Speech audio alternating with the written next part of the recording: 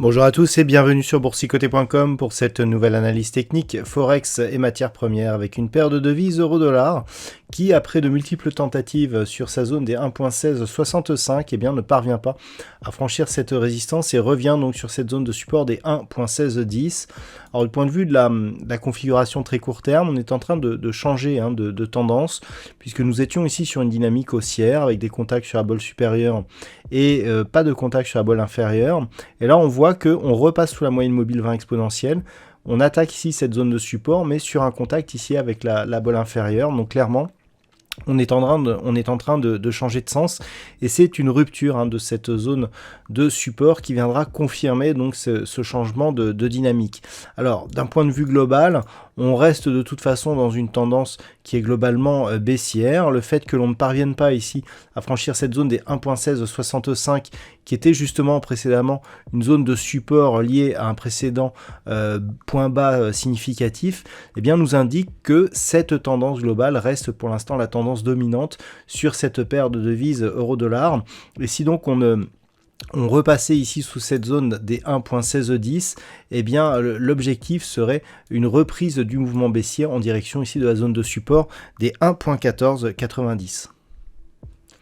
Sur la paire de devises, livre sterling contre dollar américain, eh bien c'est la zone des 1.3740 qui agit comme support depuis ici son franchissement. Alors là aussi on avait franchi cette zone qui était précédemment un point haut significatif ici, donc résistance qui avait été support précédemment. Et donc là, à la fin de cette tendance relativement puissante, on était venu ici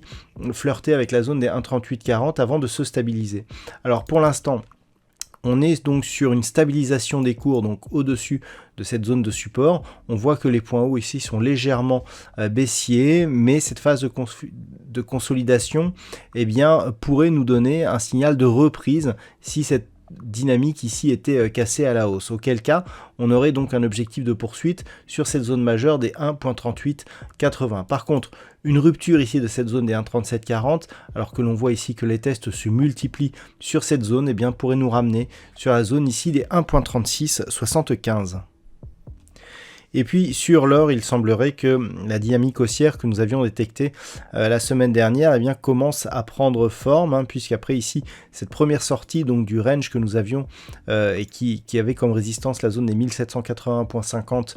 $ l'once, eh bien, on était revenu dans cette zone et puis on était revenu la tester ici, puis on l'avait cassée.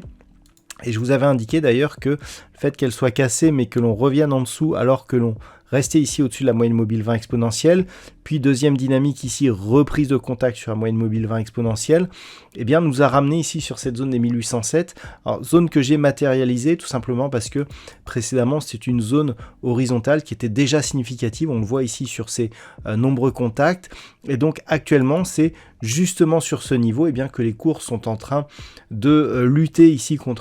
pour un éventuel franchissement. Alors, la dynamique est relativement bien installée, assez hésitante du point de vue des histogrammes du MACD notamment, qui nous indiquent un certain plafonnement ici de cette tendance. Le RSI, quant à lui, un peu plus favorable, mais il faudrait vraiment confirmer cette zone ici des 1807 $ l'once cassée à la hausse pour valider la poursuite de cette dynamique en direction de la prochaine zone de résistance qui fait figure d'objectif ici 1831,50, voire ici cette zone des 1833 $ l'once comme objectif, donc en cas de cassure de cette zone des 1807 $ l'once. Et puis enfin le WTI avec un objectif que je vous annonce depuis maintenant quelques semaines. Cet objectif il est à 85,50, on n'en a jamais été aussi près, puisque depuis la rupture ici des 75 $ le baril, c'est clairement l'objectif à atteindre sur le WTI. Alors aujourd'hui on est venu chercher ici une zone de point haut proche des 85 $ le baril, puisqu'on est à 84,95 et on voit que la dynamique est toujours assez bien installée. On a eu une petite phase d'hésitation ici la semaine dernière avec deux petits contacts ici sur la bande de Bollinger inférieure.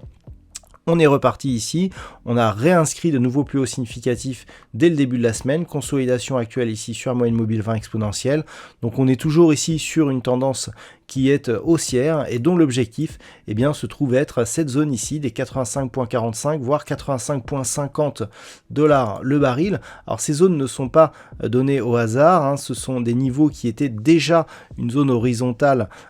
significative en 2014, comme quoi les prix ont une mémoire, et ce niveau, en cas de confirmation, on le verrait, aurait une répercussion sur la tendance moyen-long terme. Donc attention ici à un éventuel contact dans la semaine sur le WTI. Voilà donc ce que l'on peut dire sur cette analyse technique Forex et matières premières. Je vous souhaite une bonne soirée et on se retrouve dès demain pour d'autres analyses techniques, toujours sur le site boursicoté.com.